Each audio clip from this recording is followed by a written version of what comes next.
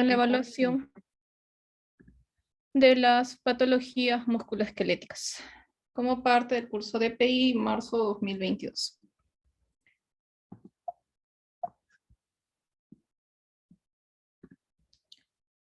Bueno, la ecografía musculoesquelética se considera que es una extensión a la exploración física del paciente con enfermedad osteoarticular y muscular. Entonces, es una herramienta valiosa para la evaluación clínica, una herramienta complementaria para la evaluación clínica que ustedes van a realizar cuando estén con los pacientes, ¿no? Ventajas de la ecografía, como ya les habrán dicho, es un método eficaz, alternativo y complementario a la resonancia magnética. Es más usado, obviamente, porque es más barato y nos sirve para la detección y cuantificación del derrame articular, efusión o derrame articular, detección de sinovitis, entesitis, calcificaciones periarticulares, que son visibles por ecografía, e intraarticulares. También se pueden evaluar quistes sinoviales, lesiones articulares, incluso de fibrocartílagos, en estadio preclínico y antes de su expresión radiográfica o radiológica. La ecografía también nos va a permitir la distinción entre procesos agudos y fases de secuela. Por ejemplo, cuando estamos evaluando una sinovitis aguda o una sinovitis crónica, y ahí nos va a servir para la evaluación de la pared. La otra ventaja es que nos permite acceder al estudio de estructuras de forma dinámica, de forma bilateral, inocua y repetible, ¿no? Si hubiese alguna duda, se vuelve a realizar, por ejemplo, cuando realizamos ecografía de hombro. Si consideramos que hay alguna patología, volvemos a realizar la del lado derecho y hacemos un comparativo con el lado izquierdo para evaluar si eso es anatómico en el paciente. En la imagen que ustedes tienen ahora mismo en el slide que se les está mostrando, es una ecografía, un corte axial de hombro derecho, donde estamos viendo los haces tendinosos, ¿no? Las imágenes hipoecogénicas aparentarían ser imágenes anecoicas, pero al final son los haces tendinosos con su inserción ahí. Igual nos va a permitir el seguimiento evolutivo de las lesiones y nos permite la ecografía la realización de técnicas y procedimientos ecoguiados sobre las articulaciones y estructuras periarticulares lesionadas. En la imagen que ustedes están viendo es una ecografía de cadera, donde se está haciendo una infiltración guiada por una aguja, que es la imagen lineal que ustedes ven aquí, hacia el lado derecho de sus pantallas, una imagen lineal, y que nos permite que se pueda hacer algunos procesos para disminuir el dolor de los pacientes, ¿no? Intraarticulares. Ahora vamos a hablar de las ecografías anatómicas más relevantes que nosotros realizamos en la práctica clínica y de igual forma en las ecografías de tendón y de músculos, que va a ser al final. Quizás la ecografía de rodilla, junto con la ecografía de hombro, son los estudios más solicitados por todas las áreas, ¿no? Tanto de medicina general como especialidades médicas, incluyendo rehabilitación, incluyendo reumatología, porque son las articulaciones más grandes y las que tienen la mayor morbilidad presentada por los pacientes, ¿no? Cuando acuden a consulta. La ecografía de rodilla nos va a permitir identificar lesiones en alrededor del 85% de los casos, pero cuando se trata de estructuras extraarticulares, tendones, patelar o cuádriceps, sinovitis, etc. Debe ser extraarticular porque ahí está la deficiencia de la que hablábamos de la ecografía, ¿no? Cuando nosotros queremos evaluar estructuras intraarticulares, como son los meniscos, la meseta tibial y los ligamentos cruzados, no se puede evaluar. O sea, es muy complicado, se necesitan ciertos criterios muy evidentes para que se pueda hacer una evaluación ecográfica. En realidad, estas estructuras intraarticulares son netamente el gol estándar bastardado por la resonancia magnética nuclear o en su defecto ya por las artroscopías que se podrían realizar, ¿no? Y obviamente para que cirujano, el traumatólogo ingrese, necesita una resonancia de base. En la imagen que ustedes están viendo, evaluamos un corte longitudinal del tendón rotuliano, la parte inferior, tendón rotuliano, lo que le llamamos compartimento inferior de rodilla, y en la cual estamos evaluando una imagen hiperecogénica correspondiente a una calcificación adyacente a la rótula, y el tendón rotuliano se ve muy hipoecogénico, que no es normal verlo así, se ve muy hipoecogénico, con el diagnóstico de tendinosis. Para la ecografía de rodilla, dividimos la rodilla en 4 compartimentos. El anterior, que está dado por el tendón cuádriceps, el receso suprarrotuliano, la cortical del fémur y la grasa prefemoral, así como la rótula y el tendón rotuliano y grasa de Hoff. El compartimento lateral va a estar dado por el cartílago hialino intertroclear, para lo cual tenemos que evaluar con la rodilla en flexión de 90 grados, el vasto externo, la cintilla iliotibial, el ligamento colateral lateral, el tendón popliteo, la hendidura articular lateral, que es el menisco externo, pero como les digo, no vamos a poder ver patología, la cortical de la tibia y el tendón del bíceps crural. En el compartimiento medial ya vamos a evaluar el vasto interno, la cortical del fémur y tibia, la hendidura articular medial o llamada menisco medio, en la cual podemos evaluar los cuernos anteriores y posteriores, solamente se puede evaluar los cuernos parcialmente, el ligamento colateral medial y los tendones de la pata de ganso, ¿no? El tendón anserino. En el compartimento posterior vamos a tener los bajos popliteos, la bursa gastrocnémica, la inserción de los gastrocnemios y el cuerno posterior de los meniscos. Entonces, estos son los 4 compartimentos que nosotros evaluamos al momento de hacer una ecografía de rodilla. Obviamente, cuando se hace la ecografía, nosotros vamos a tener ciertas patologías que vamos a tener que evaluar. Entre los más importantes se considera la tendinitis y bursitis, en las cuales vamos a evaluar una hipoecogenicidad de los tendones y la bursitis como una colección en bursas. También se puede asociar a calcificaciones. Las lesiones meniscales y quistes meniscales se van a poder evaluar con imágenes lineales dentro de los meniscos en cuerno anterior o posterior. Los quistes meniscales van a ser imágenes quísticas que usualmente se puede evaluar solamente los parameniscales. El quiste de Baker, que es una imagen típica en bursa, en la parte posterior, gastrocnemio semimembranosa. El quiste de Baker es bastante patognomónico, se podría decir, en la clínica, porque el paciente va a acudir a la consulta señalando que tiene una sensación de bulto en la parte posterior de la rodilla, en la fosa poplitea. Entonces, obviamente, ustedes van a poder evidenciar a la evaluación clínica una imagen quística o en una sensación, una imagen tipo masa. Y en la evaluación radiológica, ecográfica, nosotros vamos a ver un quiste, ¿no? Que se va a formar justamente en la bursa gastrocnemio semimembranosa. No debería llamarse quiste porque no es un quiste, es una bursitis, pero es el nombre que se le ha denominado de forma ya rutinaria. También se podría ver gota condrocalcinosis como calcificaciones cartilaginosas de imágenes en nevada o en doble contorno con asociadas erosiones corticales. La sinovitis también está presente en rodilla, y en la cual vamos a ver la famosa proliferación sinovial asociada a panus y derrame articular, la cual va a evaluar el daño tisular que se produce a este nivel con la evaluación del color Doppler, que también se incluye para la evaluación de sinovitis AR en cualquier articulación que ustedes quieran ver. También se puede tener masa de partes blandas, como quistes o tumores, ¿no? Que pueden aparecer en cualquier lugar del cuerpo, en rodilla. Las neuropatías, que se puede ver engrosamientos del nervio tibial o peroneo, son más difíciles de evaluar. Y las lesiones vasculares, como dilataciones aneurismáticas o trombosis venosa, que se pueden también evaluar a este nivel.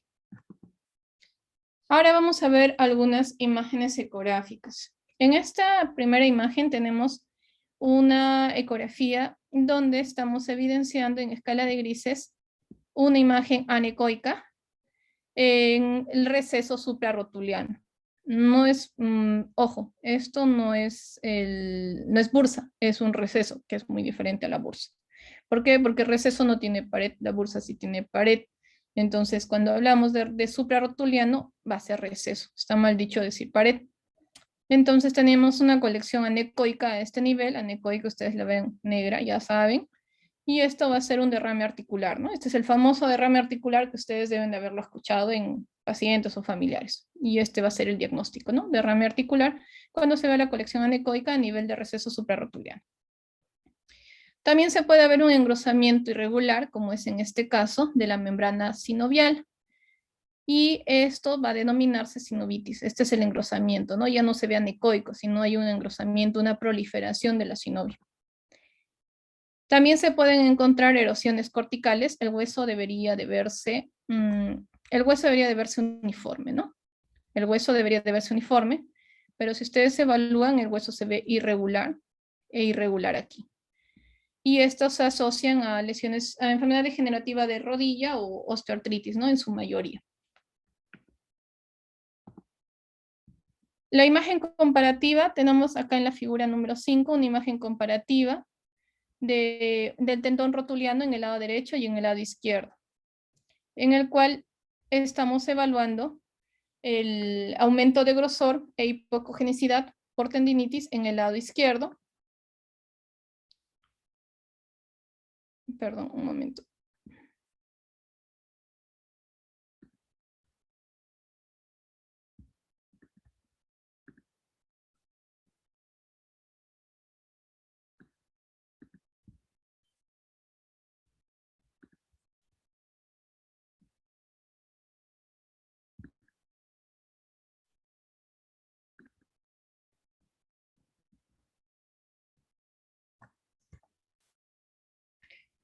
Un tendón rotuliano en el lado derecho que se ve normal, y tenemos también un aumento de grosor y la hipocogenicidad que se asocia a tendinitis, ¿no? En el lado derecho de sus pantallas lo vemos delgado, sin pérdida del patrón fibrilar que le denominamos, y en cambio al otro lado, en el lado izquierdo de sus pantallas, vemos que está engrosado, con pérdida del patrón fibrilar, ya no se ve como le llaman fibrilar o como hebras de cabello, ¿no? Y ya no se ve de esa forma, se ve engrosado y heterogéneo. Luego tenemos las calcificaciones múltiples en la inserción rotuliana del tendón cuadricipital, que se da a este nivel. Tenemos acá la inserción y ven unas imágenes lineales, hiperecogénicas, brillantes, y esto se asocia a las calcificaciones del tendón cuadricipital. En esta imagen, que es un corte ya del lado medial, del compartimento medial, estamos evaluando quiste parameniscal, ¿no? Toda la imagen anecoica que nos da un quiste parameniscal. Y el ligamento colateral medial que se ve elongado, está distendido, la imagen gris, que está adyacente al quiste parameniscal. Y bueno, este es el famoso quiste de Baker, que está en la región media del hueco popliteo. Esto es ya en compartimento posterior. Y vemos cómo se forma, ¿no? Tiene la forma de un quiste, pero en realidad es una sinovitis. Con respecto a la ecografía y lo que hablábamos hace un momento sobre la necesidad de, de la resonancia o no para la evaluación de meniscos, se han realizado varios estudios, revisiones sistémicas, y en las cuales la sensibilidad se ha mostrado hasta en un máximo de 77%, ¿no? De 74-80%, y una especificidad de 83%. Y estando los resultados limitados, obviamente, por la concordancia interobservador que existe en la ecografía. Pero, obviamente, para la evaluación de meniscos, la regla de oro es que se deba de hacer por resonancia. Ahora vamos a hablar de hombro. La ecografía de hombro, que es otra de las estructuras más solicitadas. El hombro, bueno, está compuesto por 3 huesos, húmero, escápula y clavícula, y es la articulación con mayor rango articular de todo el organismo. Se considera que tiene hasta 8 movimientos, ¿no? Articulares. Y por ello es una de las estructuras que también que tiene más problemas y luxa más y tiene mayor opción de tendinitis o tendinosis. Se puede evaluar tendinitis y bursitis, que se va a ver como una hipoecogenicidad o colección en bursas y calcificaciones. Y de igual forma se va a evaluar cada tendón importante en relación al compartimento que nosotros vamos a evaluar. Siempre se inicia la evaluación radiológica con la afectación del tendón del bíceps. Lo usual es evaluar una sinovitis o tenosinovitis del bicipital, donde se ve un halo anecoico que rodea al tendón, ¿no? O peritendíneo. Lo otro es la luxación de la corredera bicipital a una corredera vacía, donde el tendón va a estar desplazado. Recuerden que el bíceps pasa por la corredera bicipital, pero puede darse un grado de luxación tal que el tendón va a estar fuera, ¿no? Y eso también se puede ver ecográficamente. La rotura del bicipital, parcial o total, con una imagen anecoica intratendón. Y igual acá se puede evaluar lo que nosotros llamamos el signo de Popeye, que lo que vamos a evaluar es un engrosamiento o un incremento de la región proximal a la miotendinosa, es decir, ya en brazo. Y eso va a ser el signo de Popeye, ¿de acuerdo? Ahora, es importante, si es que no se los han dicho hasta ahora, que recuerden que se habla de rotura, o sea, suena, tal vez puede sonar un poco mal, se dice rotura, no se dice ruptura. La rotura va a estar asignada como definición para los términos de aquí en adelante radiológicos que quieran hablar de que si hubo una lesión, ¿no? del tendón. La ruptura va para una definición más sentimental, por así decirlo, ¿no? Una ruptura de ese tipo. En cambio, de ahora en adelante el término que se debe de usar para la evaluación del tendón es rotura. Está mal usado ese ruptura. Ahora, el tendón subescapular también puede tener calcificaciones y vamos a evaluar imágenes hiperecogénicas con sombra acústica posterior, que ustedes saben que es la definición de una calcificación. También se puede evaluar bursitis con la rotura del tendón con una imagen anecoica entre el tendón y el deltoides. El tendón de supraespinoso es el tendón que se lesiona con mayor facilidad, es el tendón de supraespinoso y la afectación del bíceps son las más frecuentes en lesiones de hombro. Aquí, en el tendón supraespinoso se puede evaluar una tendinitis calcificante, puede evaluarse una bursitis con una imagen anecoica subdeltoidea, es la llamada bursitis subacromio subdeltoidea. También se puede dar el impingement con una imagen anecoica con atrapamiento del manguito y de la bursa, que se puede evaluar por ecografía, porque se hace la ecografía dinámica y se ve el pinzamiento. Y las roturas parciales o totales del tendón, que son bastante frecuentes en nuestro medio para personas que realizan actividades mecánicas. Las otras estructuras son, bueno, las roturas del tendón infraespinoso, que es muy infrecuente, que se evalúa en el compartimento posterior. La rotura del labrum, que es evaluada labrum posterior. Se puede evaluar la fisura del troquíter también por ecografía. El derrame de la articulación acromioclavicular, en algunos casos de AR, y la luxación acromioclavicular, que se ve muy bien por ecografía. Y las masas de partes blandas que pueden estar presentes.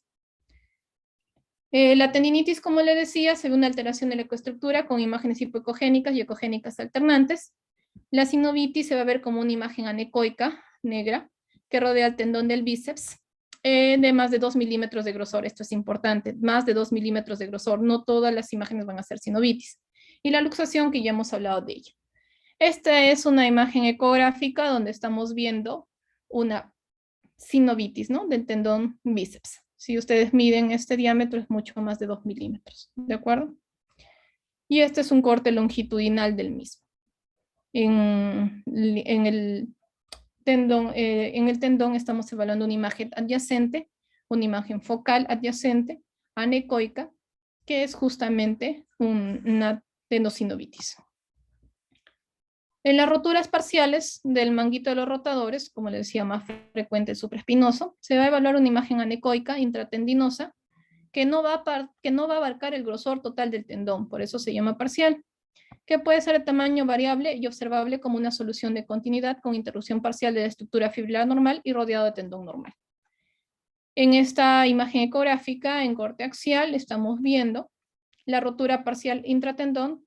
Lo que está a la derecha de sus pantallas es el tendón normal y a la izquierda de sus pantallas es el tendón normal. Y evaluamos una imagen anecoica, heterogénea, y en la cual vamos a hablar y definir como rotura parcial intratendón. Este es otro paciente, igual, ¿no? Tenemos el tendón supraespinoso y evaluamos una imagen anecoica con algunos ecos internos en su porción distal y que va a ser compatible o es compatible con una rotura parcial del tendón. La rotura total va a tener varios signos directos e indirectos, porque muchas veces es difícil evaluarla cuando hay una rotura total de ancho y espesor. Los signos van a incluir adelgazamiento, discontinuidad de la ecogenicidad del tendón e imagen anecoica dentro de la estructura del tendón por el hematoma que se ha dado, y muchas veces puede encontrarse retracción del tendón, por lo que va a ser un poco complejo la evaluación de tal. Otros signos son el descenso del deltoides, y ustedes van a evaluar en la parte clínica una asimetría justamente del deltoides comparado con el lado contralateral. La ausencia o no, o la visualización del tendón, que pasa muchas veces, no se ve el tendón porque completamente está roto y se ha retraído, ambos cabos se retraen. El signo de la tuberosidad desnuda también se puede ver, y la irregularidad del reborde humeral y del cartílago interfase. Existen muchas clasificaciones para la evaluación de la rotura total. Para ecografía se usa la pequeña rotura, la moderada, la larga o amplia, y la masiva que tiene la retracción, ¿no? Dependiendo de cuánto de diámetro tenga la rotura que nosotros vamos a evaluar. Para resonancia se emplean otros criterios que no vienen al caso porque esta clase es de ecografía. Entonces vamos a ver algunas imágenes. Tenemos la rotura total de grosor completo de pequeño tamaño, menor de 2, del tendón supraespinoso, que es la imagen anecoica que ustedes ven acá. No existe ya una continuidad entre la parte proximal y la parte distal del tendón. Igual, acá tenemos otra rotura del tendón de grosor completo, de moderado tamaño, que ustedes vean, va desde esta zona hacia el lado izquierdo y hacia el lado derecho hasta acá.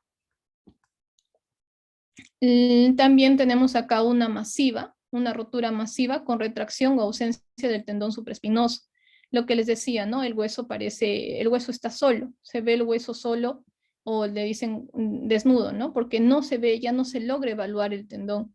Y el tendón supraespinoso está a este nivel, el cabo retraído está a este nivel, obviamente heterogéneo, ¿no? Pero está retraído a este nivel. La bursitis aguda se presenta como una imagen anecoica de más de 2 milímetros de grosor a este nivel, que puede ser localizado generalizada entre el tendón supraespinoso por abajo y el músculo deltoides por arriba. Esa es una bursitis. Y también se puede evaluar al lado lateral, borde lateral del troquíter. Entonces tenemos el músculo del deltoides y el tendón, ¿no? Y justamente a ese nivel se da la bursitis. Bueno, esta es otra rotura parcial del tendón supraespinoso que se asocia a bursitis subdeltoidea, ¿no? No está el tendón, el cabo proximal está a este nivel, el cabo distal a este nivel, y esto se ha llenado de líquido.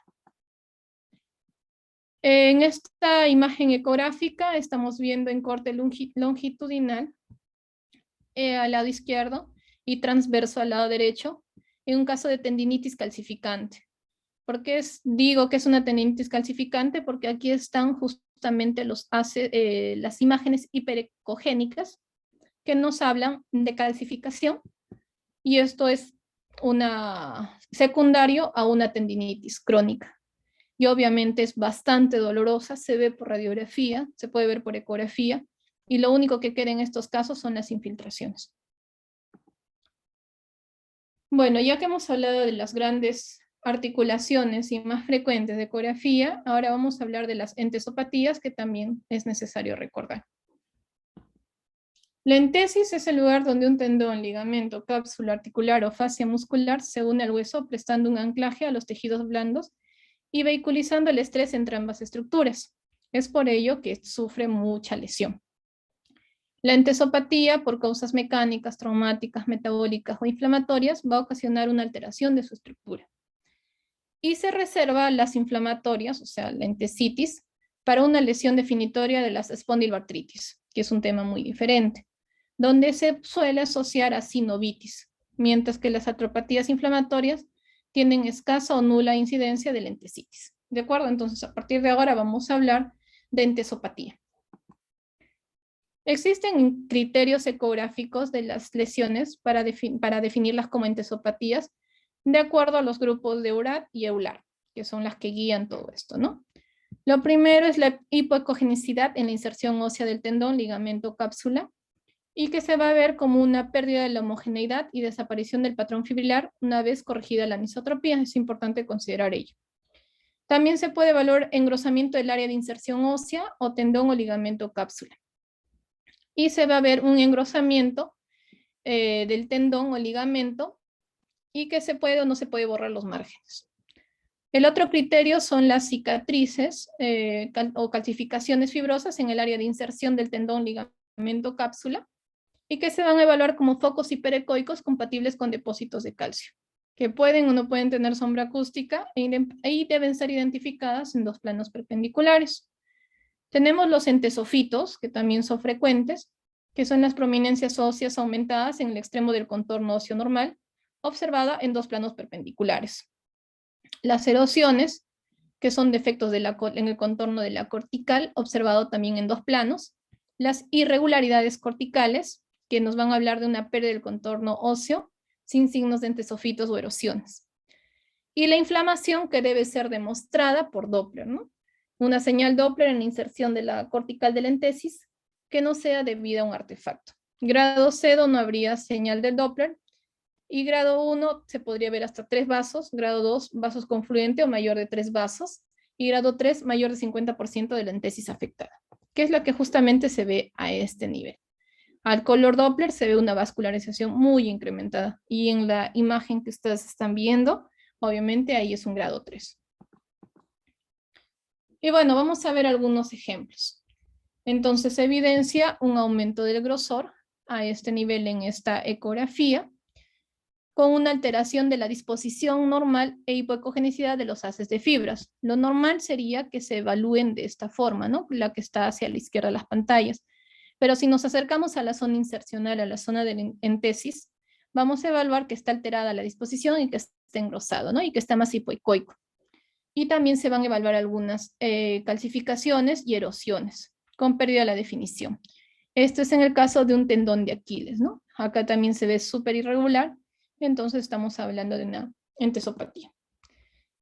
Y en este mismo nivel se le realiza en el caso del B, se le realiza la evaluación de la neovascularización mediante el Doppler color y se evalúan algunos vasitos.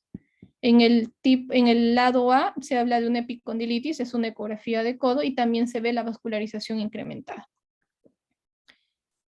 Ahora estamos viendo una entesitis del cuadricipital, de tendón de cuádriceps, y en esta imagen estamos evaluando el entesofito, ¿no? Una imagen lineal hiperecoica que está adyacente a la parte al borde óseo.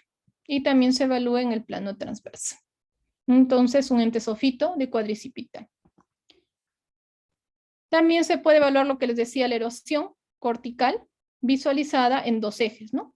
Acá tenemos la erosión, que se ve una línea de la cortical, y dentro de ella ya no se evalúa y luego hay otra línea, ¿no? Entonces hay erosiones de la cortical. De igual forma en este otro eje, porque debe ser evaluado en dos ejes. Lo que está por encima, chicos, es el tejido graso. ¿Por qué es importante la ecografía para las entesopatías? Porque los pacientes van a venir con dolor epicondilio, dolor olecraniano, dolor en los polos rotulianos, en la tuberosidad anterior tibial o en la bursa anserina, que es bastante frecuente, el dolor pertrocantérico en cadera y el dolor radial al movilizar el primer dedo y la atalalgia. Entonces, lo que debemos de esperar son las lesiones que ya nosotros hemos hablado según los lineamientos de EULAR, y la ecografía nos va a facilitar y acelerar el diagnóstico, orientar el diagnóstico diferencial, Va a aumentar la eficacia de las técnicas de punción e infiltración y permite la evaluación de la respuesta al tratamiento. Y también va a justificar la derivación a un nivel hospitalario mayor. Ahora vamos a hablar de las ecografías de lesiones musculares. Estas también son bastante frecuentes. Las lesiones musculotendinosas constituyen más del 30% de consultas en medicina deportiva. La alteración del equilibrio y la coordinación, tanto como la fatigabilidad muscular y el grado de elasticidad, son factores predisponentes. Se suelen deber a sobrecarga por mecanismo indirecto, como son los hiperestiramientos o elongaciones, o directo como contusión o laceración. Existe, por así decirlo, la clasificación de las roturas en relación a las imágenes. ¿De acuerdo?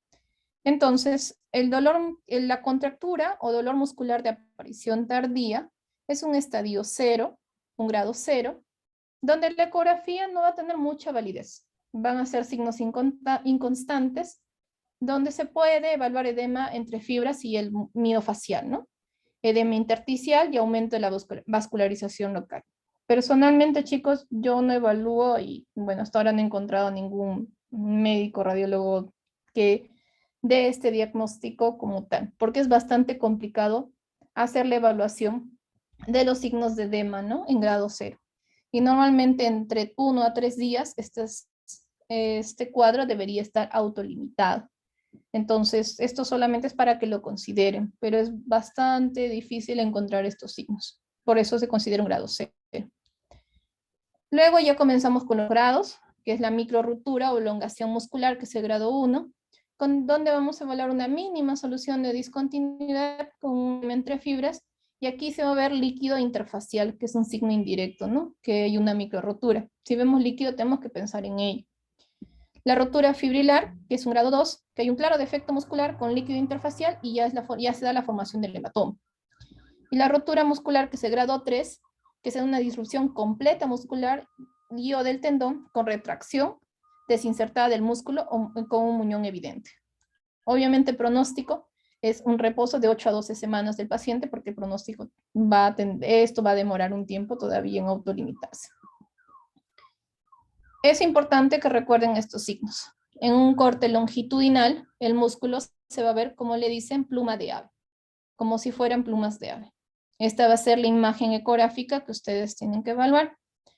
Y en un corte axial o transversal, se va a ver un aspecto moteado, ¿no? Que son los haces musculares que ustedes van a evaluar o van a observar. Entonces, el grado 0, como les decía, va a haber una ecografía negativa, a pesar de que hay mucha clínica, el paciente viene con bastante dolor, pero ecográficamente no se ve nada. Obviamente lo del descanso médico procede de acuerdo al criterio de la parte asistencial o del área de emergencia, pero por ecografía no se ve. Entonces, descartar contractura muscular por ecografía es incorrecto, no se puede. La contractura muscular es un diagnóstico clínico, no radiológico. En el grado 1 vamos a ver un área sutil mal definida, hiperecoica o hipecoica sin defecto fibrilar objetivado o inflamación de la aponeurosis, que va a corresponder a una elongación con menos del 5% del músculo involucrado. Y el dolor va a ser bastante intenso. En el grado 2 va a haber una discontinuidad parcial de las fibras y afecta entre el 5 al 50% del volumen muscular o de la sección transversal. Es también importante que recuerden que va a tener que hacerse una suave presión con el transductor para poder evaluar los fragmentos desgarrados musculares que flotan en un fluido ceremático, lo que le llaman embadajo de campana. Ya lo vamos a ver más adelante. En el grado 3 va a haber una discontinuidad total de las fibras con una retracción completa. Y clínicamente se va a ver, se siente estos pacientes, ¿no? Ya que el vientre retraído del músculo va a formar una masa muscular con un dolor palpable y se va a ver como una sensación, bueno, ustedes se van a ver una diferencia, ¿no? Una simetría a ese nivel. Esta es una rotura muscular de grado 1 con un área anecoica que afecta solo la aponeurosis, ¿no? Si ustedes ven, no hay compromiso de músculo como tal, solamente la aponeurosis se ha distendido y ha formado una imagen anecoica. La rotura muscular de grado 2, que va a afectar a la unión miotendinosa entre el gemelo interno, señalado como GI, y el sóleo, ¿no? Entonces, vamos a tener líquido interfacial, que se evalúa a este nivel, y un pequeño hematoma formado justamente aquí con la flecha. Y esta es la llamada pierna del tenista, ¿no? Que es la rotura muscular del grado 2, que va a afectar la unión miotendinosa entre el gemelo interno y el sóleo. Esta es bastante frecuente, afecta a, bueno, futbolistas, y se evalúa en la práctica clínica. Entonces, hay más de un signo, ¿no? La rotura interfacial y un hematoma ya formado. Y esta es una rotura muscular de grado 3 con la disrupción de fibras musculares y un gran hematoma que es toda la imagen anecoica. Usualmente también se da en miembros inferiores, específicamente en pierna, pero también se evalúa en muslo. La mayoría de estas lesiones van a tener una predisposición hacia miembros inferiores. Y bueno, esto es lo mismo, ¿no? Los escenarios clínicos, la contractura muscular, el hematoma intramuscular y la rotura o desgarro, que va a tener sus 3 tipos. Y bueno, eso sería todo. Esta es la bibliografía que se ha utilizado para la realización de esta presentación. Muchas gracias por la atención.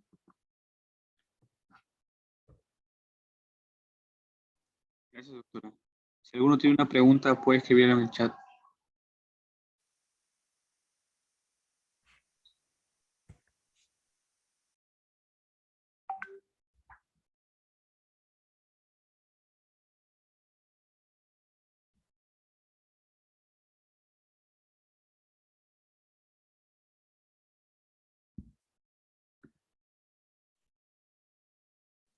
Bueno, doctora, parece que no hay más preguntas. Gracias por la ponencia del día de hoy. Listo, chicos. Muchas gracias. Hasta luego. Buenas noches. Un gusto. Buenas noches.